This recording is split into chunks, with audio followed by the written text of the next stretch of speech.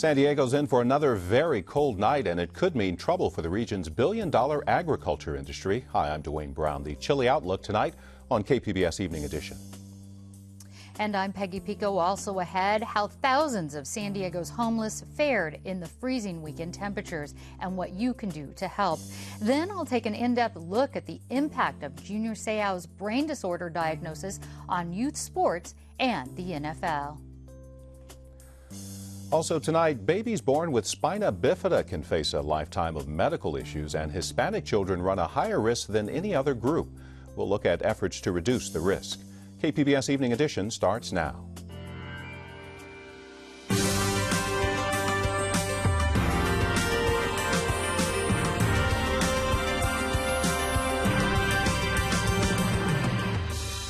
KPBS Evening Edition is made possible by Joan and Irwin Jacobs and by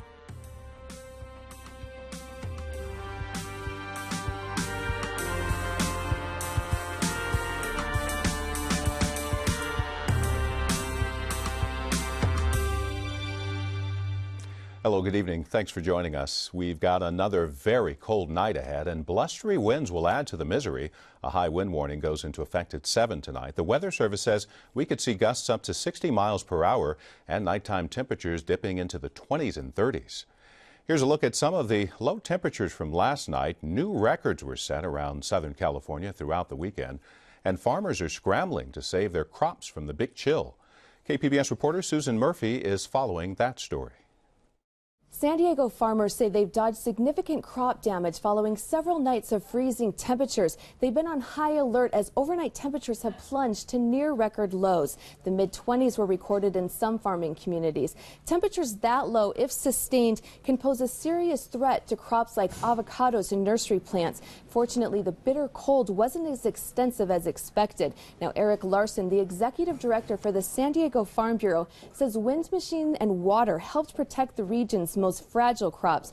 He says that avocados in the lower elevations got a little bit of burn, but not enough to damage the fruit or harm the tree. Avocados are the region's second most valuable crop, valued at $150 million a year. Nursery plants are number one at $1 billion a year. Susan Murphy, KPBS News. Now, the Weather Service says the cold will be moving east, and Arizona says they are already seeing damage to their crops, especially to lettuce. That's driving up prices. From farmers to San Diego's zookeepers, extra measures were in place over the weekend to deal with freezing temperatures. But as Peggy Pico explained, some beds at homeless shelters remained empty. Despite being far from the coldest parts of the country, San Diego's overnight temperatures of 23 to 30 degrees pose a serious danger to the county's nearly 10,000 homeless. Joining me are Bob McElroy and Joel Robert to talk about the situation. And Bob, you run the temporary shelter downtown. What urgent measures did you do or take to ensure maybe more people than less would be taken care of? Well, at the winter shelter, we squeezed in a few more people, but we got a phone call from the Housing Commission late Friday and allowed us to open up the Neil Good Day Center, which gave us another 50 places for people to come in out of the cold. I think also St. Vincent de Paul, Catholic Charities opened a facility. So there was a couple hundred other people that would normally be outside were inside, and I think it saved people's lives. You also handed out blankets. What else did you do for the people who couldn't make it into those shelters? We went around our outreach programs. We do that all the time when it rains, but more so this weekend. With plastic, and we gave out every blanket, every jacket, every pair of socks that we have. We didn't reach everybody, but I think we made a dent in the issue, and I think we kept some people alive. Let's talk about St. Vincent de Paul. I understand they opened up some extra beds, but not all the beds were filled. How come people would be curious? Why? Well, we didn't have time. People, these folks have a pattern at night. They have their campsites, and we just couldn't get the word out fast enough. We didn't hear it until late Friday. Every day the numbers have increased, tenfold. So I think tonight we'll be opening again tonight, and we'll have packed houses everywhere. It's getting those people in the canyons and on the freeway, overpasses, and getting the word out to those folks that, hey, there's some room at the end tonight. Absolutely. It's not like they're getting a text on their cell phone. Joel, downtown's permanent winter shelter, which broke ground last January, wasn't open in time for this weekend. How come? Well, we've been working for 12 months now. It's a 14-story building, and we've been working 6 days a week. hundreds and hundreds of workers have been out there. We really want to open, but we've got to get everything lined up perfect before we can get people in. When will it open to a guest actually coming to stay there, and how many people will it shelter? We will open, we will phase people in into the housing in about 2 weeks from now. There'll be 223 beds, 89 of those are apartments. That's the permanent people who Yes. live there. Is there an area for, there's a health center, I understand? And Yes, the family health centers will be there. It's an 8,000 square foot health clinic, as well as a large service center. We'll have 30 San Diego agencies in the service center. okay, that should certainly help. And I wanted to bring up that LA County did report at least one death. A homeless man's body was found at dawn this morning. They're saying it's because of the cold. What was the situation here, Bob? Any reports? Well, I just feel we're so blessed this year because we had 2 people die last year under the Imperial and 17th Street Bridge. This year, I haven't heard of anybody, and we've been checking the emergency rooms to see if there was an increase in people using the access to the emergency rooms, and we haven't heard that there has been. So I think we did a good job. I think the Housing Commission stepped up, the police department stepped up, our donors stepped up, and we gave everything away. Now, this is the first time in 15 years that our Conex box or our storage facility has been empty.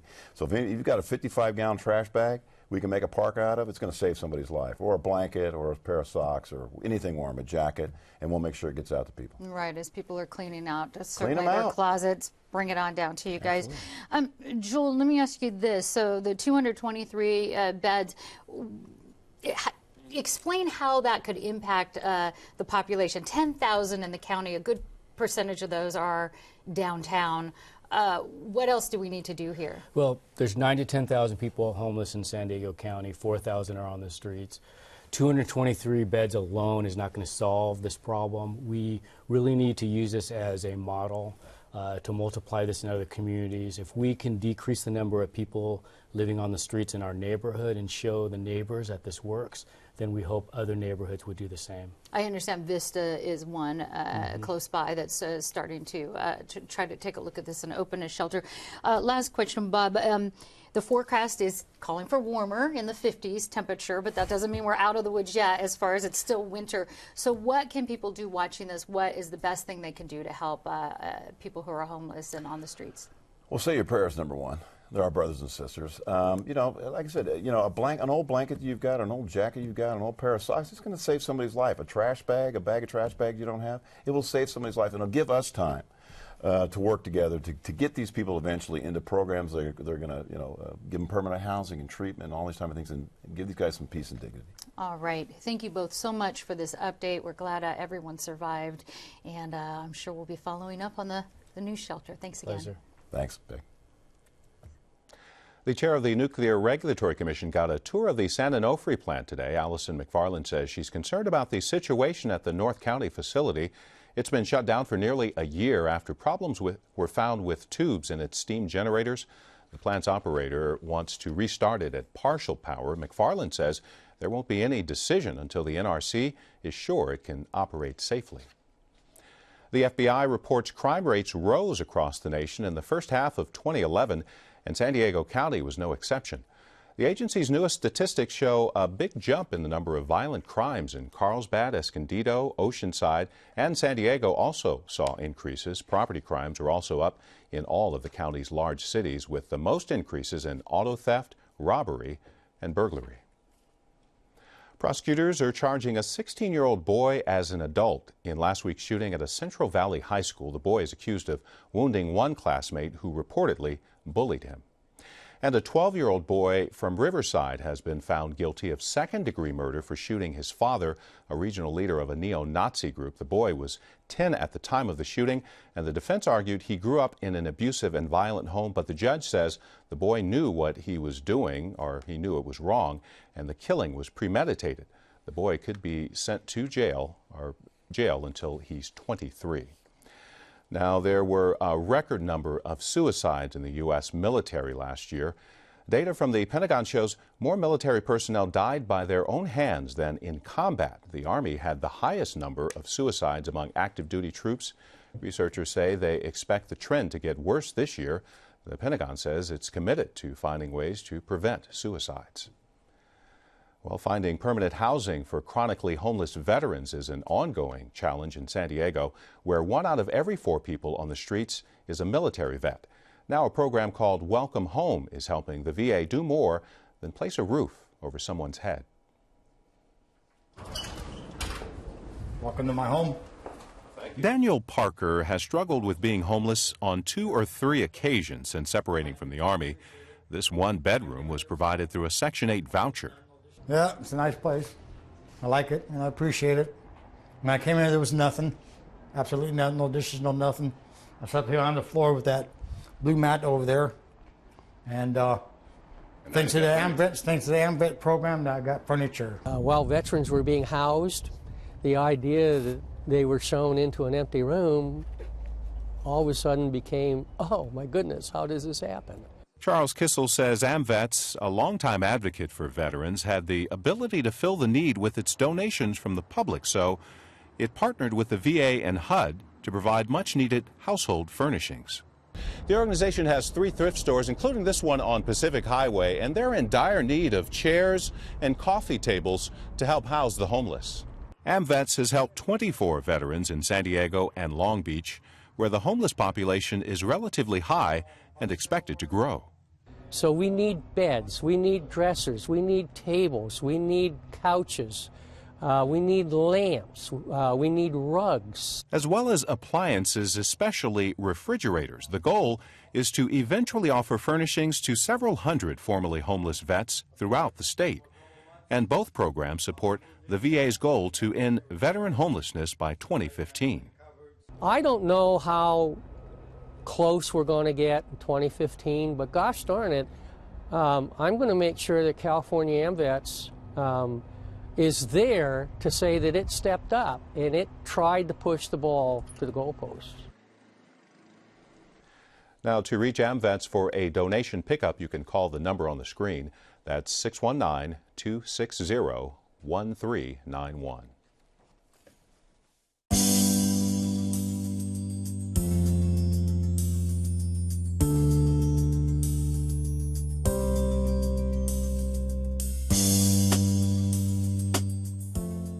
Governor Jerry Brown's new budget proposal is getting a good review from the state legislative analysts. Mac Taylor's job is to offer a nonpartisan analysis of the budget, and he says the spending plan is balanced.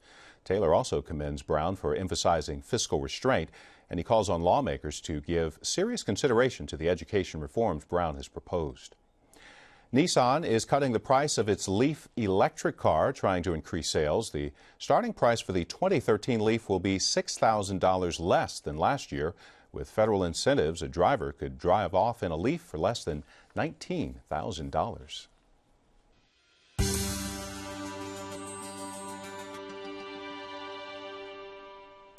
Spina bifida is a birth defect that occurs when the backbone and the spinal canal fail to close. It happens most often in the first few months of pregnancy.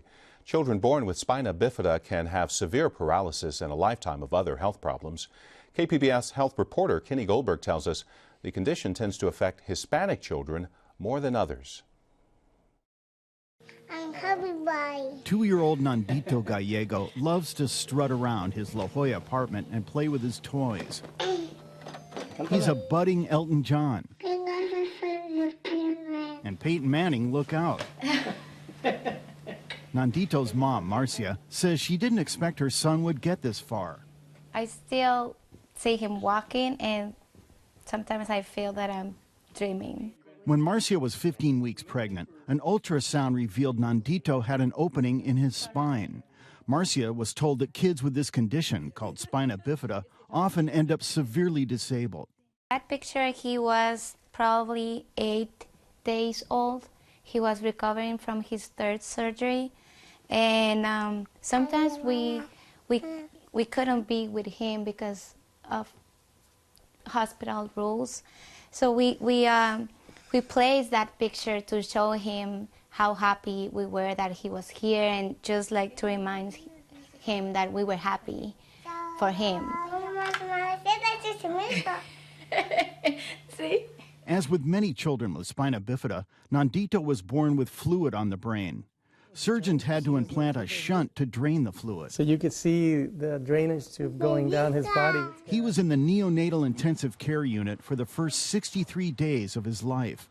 The hospital bill was $980,000. Nandito has had a total of 9 operations, including 2 brain surgeries last year to fix his shunt. He'll celebrate his 3rd birthday soon. The prognosis was that he would be able to walk with crutches and surgeries after he was like 6 or 7 years old with a lot of work. And I don't want to say that it's been easy, but it hasn't been as dramatic as expected, for the walking part at least.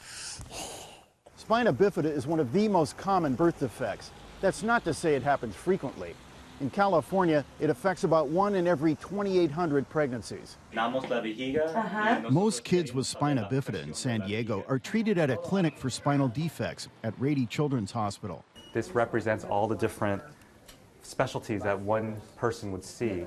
The clinic includes specialists in a number of disciplines, including orthopedics, urology, and neurosurgery. The clinic's Dr. George Chang says kids with spina bifida usually require a number of different specialists. Well, if you imagine, they're essentially kids who were born with their spinal cord open, and as a result of that, the nerves going to a lot of different things can be pretty much altered or completely severed. So not only do you have problems where kids are permanently in a wheelchair and unable to move, you also have kids where the nerves to their bowels and their bladder are completely gone. Dr. Chang says without surgical interventions, many kids with spina bifida would have to live in a wheelchair and wear diapers for their entire life. We do our best to assist with their mobility issues, and we do our best to try to deal with all their diaper issues. We try to prevent them from being in diapers through various surgical means and medical means.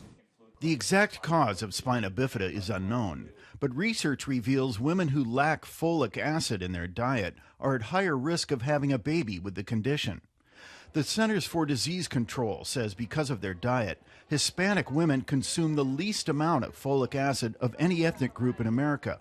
Hispanic women are also less likely to take a multivitamin with folic acid when they're pregnant. That may explain why there's a higher incidence of spina bifida among Hispanics. In San Diego, the Spina Bifida Association is trying to change that.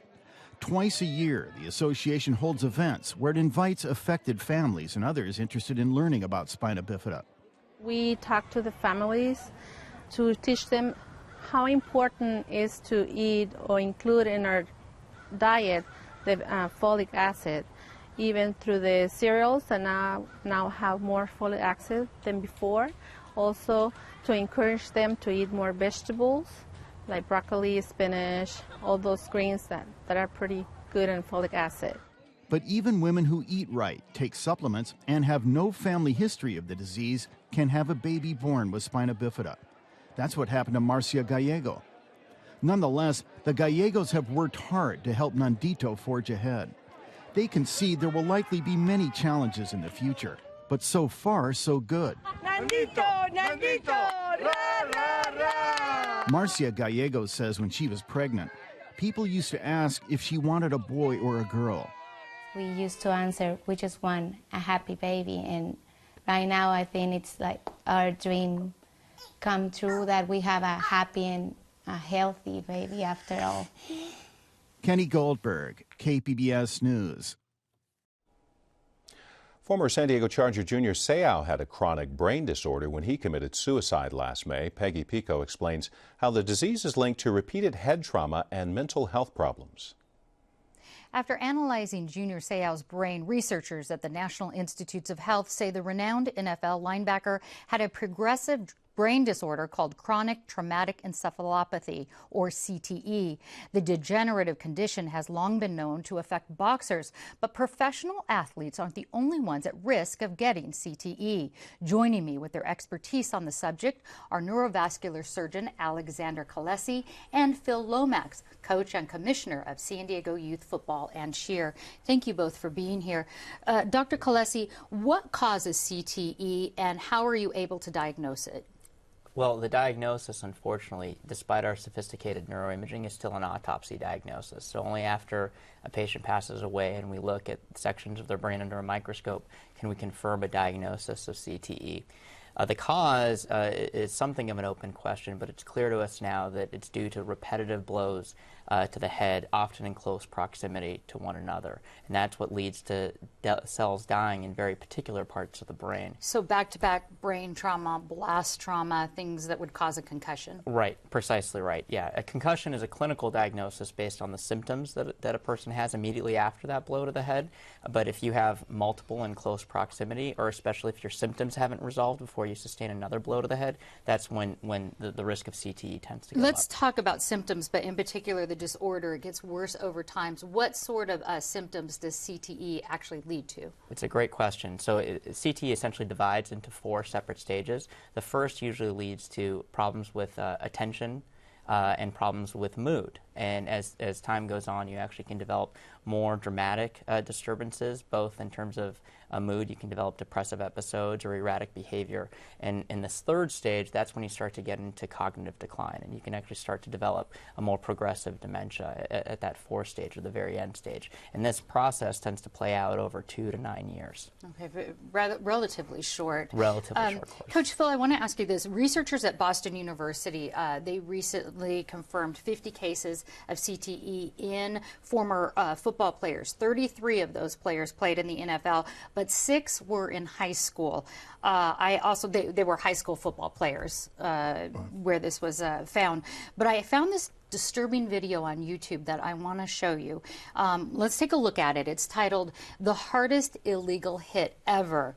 It has more than 5 million views, and the disturbing part is that many of the comments applauded this tackle, saying things like, "This is how it's done, son. This is how the game is played."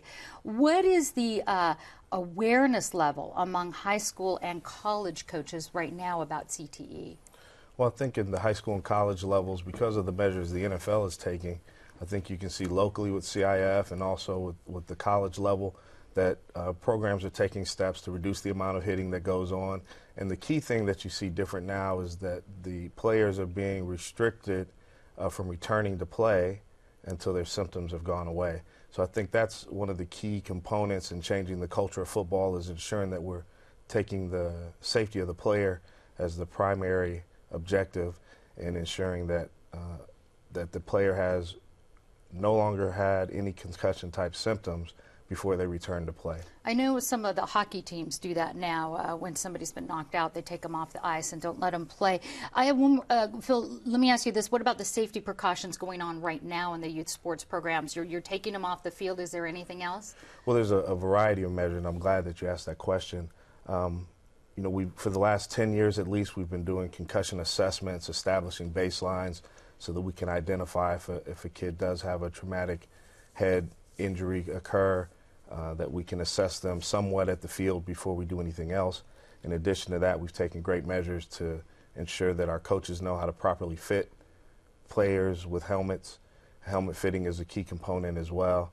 And as Doc mentioned earlier, you know, it's important that we also teach the players the proper way in order to tackle, the proper way in order to approach the game. And then we also have reduced the amount of hitting that goes on throughout the week. Reducing the amount of hitting and ensuring the players have the right equipment is good. All right, we have time for one last question, Dr. Kalesi. After Seau's diagnosis, the NFL issued a statement basically saying that they wanted Congress to take a look at safety issues. They also said they've committed $30 million already to the NIH study to study CTE, and they're going to consider another $100 million for research on impact injuries in football.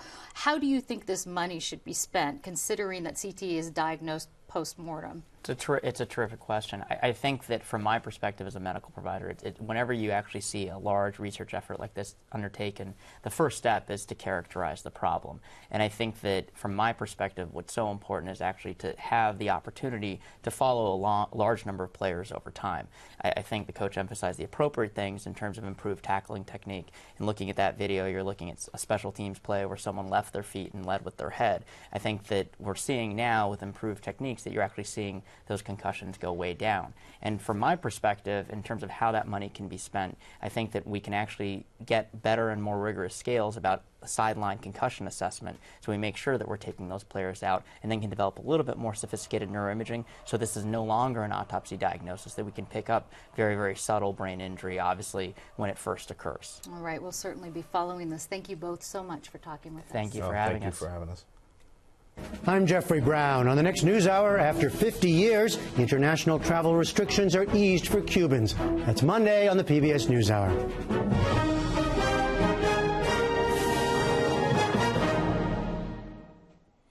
It's common for football teams to trade players, but the Chargers and the Indianapolis Colts have made a front office swap today.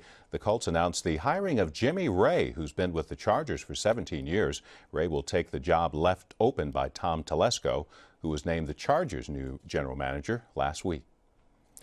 Recapping tonight's top story, a wind advisory goes into effect at 7 tonight for San Diego County, and we're in for another night of cold temperatures, but the Weather Service says things will start warming up by midweek. On Thursday, look for 70s in the daytime. Forecasters say once it arrives, the warm weather will stay with us for a few days. High winds are expected through Wednesday in the mountains. Sunshine in the desert tomorrow, partly cloudy later in the week. Tonight's stories are on our website, kpbs.org/evening edition. Thanks for joining us. You have a great night.